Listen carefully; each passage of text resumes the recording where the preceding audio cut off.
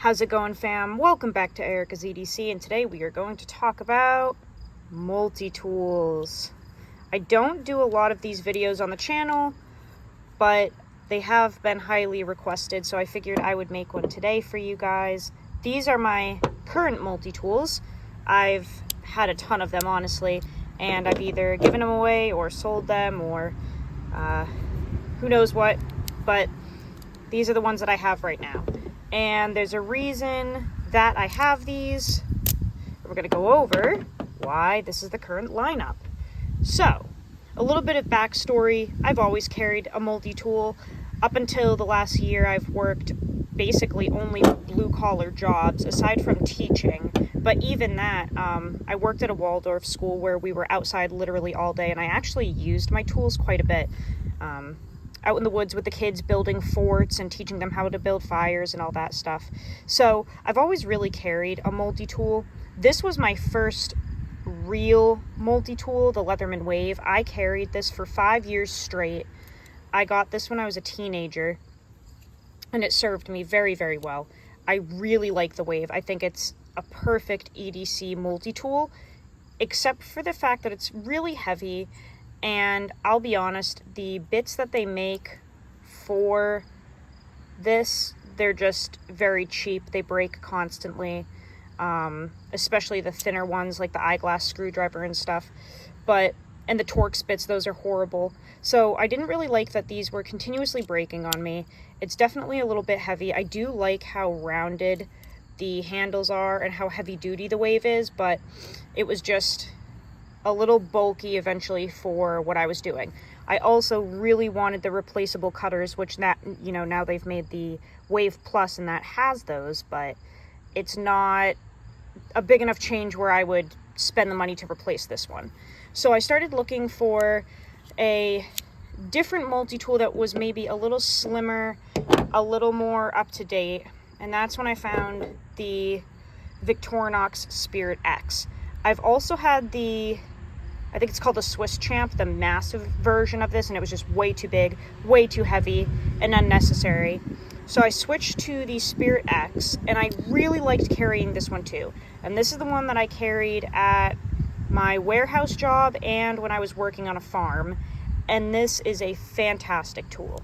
Very, very lightweight for a full-size multi-tool, really smooth. Victorinox makes great stuff. Locking, tools, all that good stuff. They're accessible from the outside. I think that this was a really good design. Definitely used this for a while. And the only thing that I didn't like about it is that if you have a tool open and you do the spine whack thing, these tools will fail sometimes, at least on mine. And I've heard that on other people's they have too. Not everyone's, but some people's. Not like I'm going around whacking things all the time, but it was just a little, I don't know, a little discerning that sometimes the lock failed. But I used this for a really long time, and I think it's a great, great full-size multi-tool that is slim, sleek, comfortable to use, very well made. I really like this one. Then, just for fun, the Leatherman Rebar came in, and I wanted to test this because it did have the replaceable cutters. I feel that this is really heavy duty and simple. I really like the price point. I don't care that the tools are on the inside. That doesn't bother me too much. I like the lock on this. I have not been able to fail this lock yet. It's very secure. I liked that this was kind of a modernized version of the original PST. The Rebar is just a really good tool. If you just need a beater multi-tool, lightweight, these edges are a little bit sharp, but it does the job if you don't need something super high-tech. And yeah, this is kind of the last Leatherman I got. I do not like what they did to Tale of Knives, therefore I don't buy Leathermans anymore, like with my own money. However, if they come in from viewers If somebody buys me one as a gift, I'll obviously use it. I'm just not going to give Leatherman my money anymore because what they did was really messed up. So this was the last Leatherman that I ever got until a couple days ago. Well, actually yesterday. This came in. So this is from Jesse. He's one of the biggest supporters of the channel. He sends stuff in all the time for me to test and review. And I had been curious about the Leatherman Free series, the P2 or the P4, because of all of the features that we're going to go over in this video. But I was really curious about this, and I had heard a lot of hype about it, so I wanted to check it out, and he ended up buying one and sending it to me. So this is the Leatherman Free P4. The main selling point of this multi-tool is the fact that it runs on magnets, and the architecture of this knife, or of this multi-tool I should say, is the fact that in theory everything should be functional with one hand. So once you start getting that muscle memory down, you should be able to open and close everything with this multi-tool with one hand only without any hassle. And it's supposed to basically be a rugged, everyday carry multi-tool with everything that you need. You know, Leatherman quality, all that good stuff, but pretty high tech. We've never really seen anything like this before, not in this formation. You know, from Gerber, we've seen the, oh, what is it called? They have one where it has like a button on the side and you can slide it up and the pliers come out. But we haven't really seen anything like this before. So I was really excited when it came in to be tested and reviewed.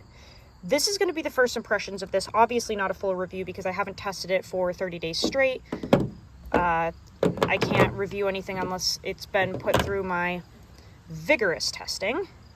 Rigorous? Vigorous? Who knows? I don't know what word it is. I just work here. Yeah, so we're just going to do the first impressions of this. This is the larger one. Like I said, there's a P2 that has, I think, 2 less tools than this, and it's a hair thinner and lighter.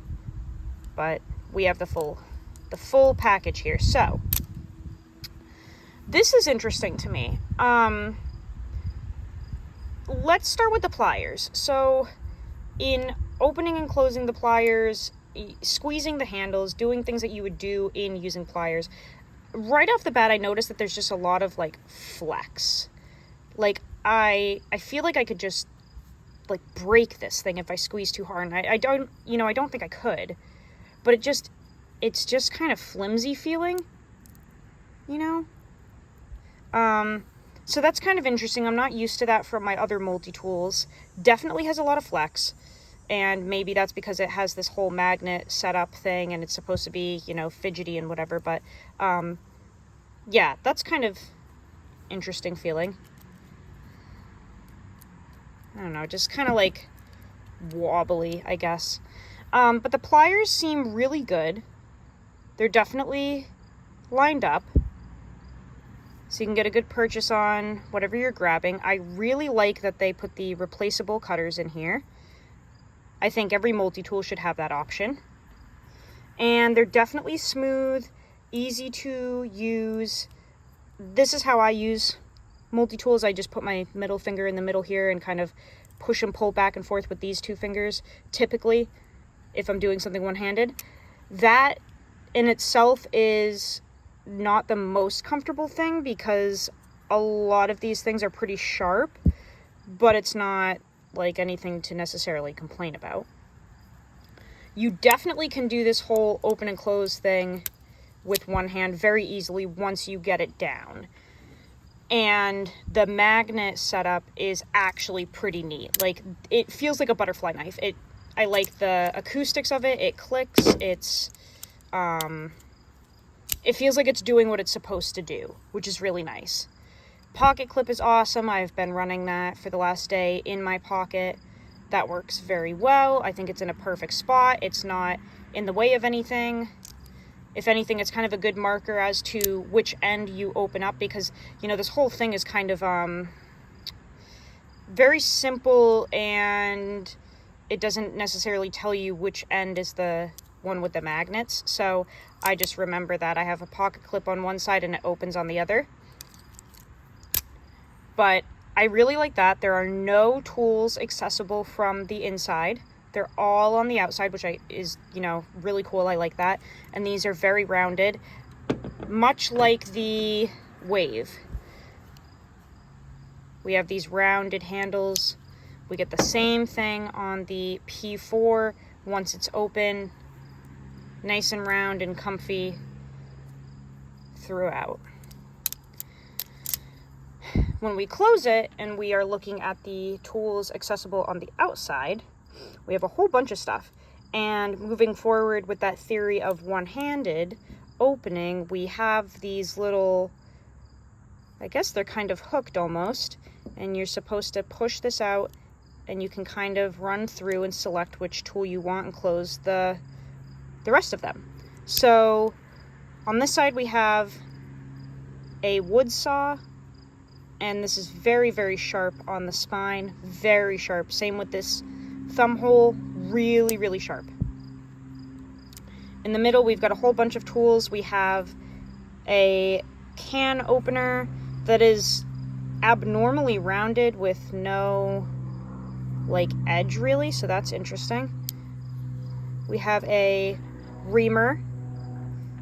That is pretty sharp, so that's kind of ground very abruptly on one side, and then it's more like a micro flathead screwdriver as opposed to a point like most reamers.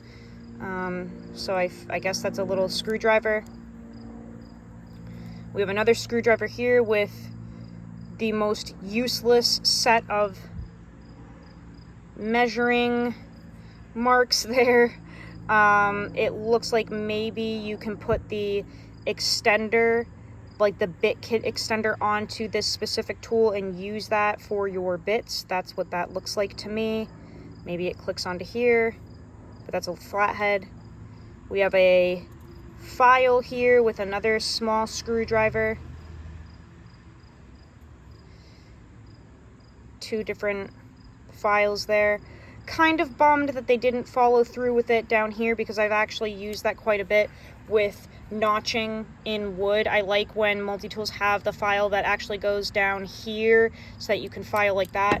Does the Wave have that? I'm pretty sure it does.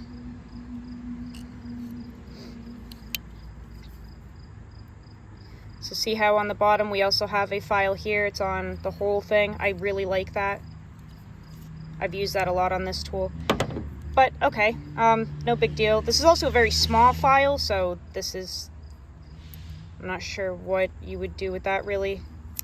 And then we have a serrated blade. Pretty dull. We have a Tanto tip there. That would be like a good scraper. And they all lock, and then you fold them back up like that. This is the lock right here. On the other side we have scissors, spring-loaded with some jimping here that is really rounded but definitely works. They're very springy, they feel good. I've used them, they work very well. Not for small things like hangnails and stuff. They're kind of like stubby and thick for that, but in terms of just like general cutting, they work well. What else do we have? Some screwdrivers. We have a Phillips and a bottle opener there. That's pretty nice. This is, I believe, a package opener, because we have this odd chisel ground deal here. So that's sharpened. I guess you could use that as a screwdriver too. This is also angled, so some type of pry tool maybe. And the main blade here. I like the shape of this. I like how simple it is. Pretty dull, hollow ground, and I would figure it's like 420 or 440 stainless. They're, you know, typical steel. And yeah, the thumb holes are all kind of sharp on this thing. It also has these screws here, like the Wave, where you can use some type of bit to, you know, get those out. Some Leathermans have just the pin construction where you can't really disassemble that. This one looks like you probably could if you wanted. Yeah, so that's the tool set that this has. In terms of first impressions, am I completely blown away by it? No, not really. It's very neat. I think it's a very cool concept. I think for some people this is going to be totally awesome. I know that, I believe it's Cliff Hayes, the guy that won one of the Alone series. He carries a P4 and he swears by it. He does all of his bushcraft stuff with it.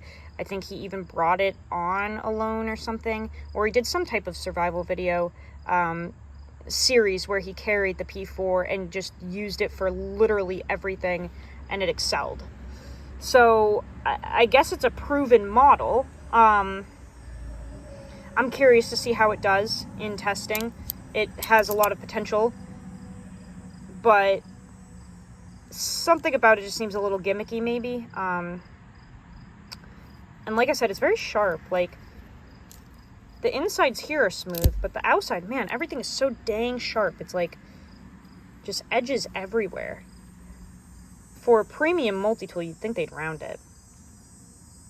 But I am excited to use it. I will keep you guys updated on how the testing is going. I think it's a really interesting design. But that is the first look at the Leatherman Free P4 and some of my other favorite multi-tools that I've tested and used over the years.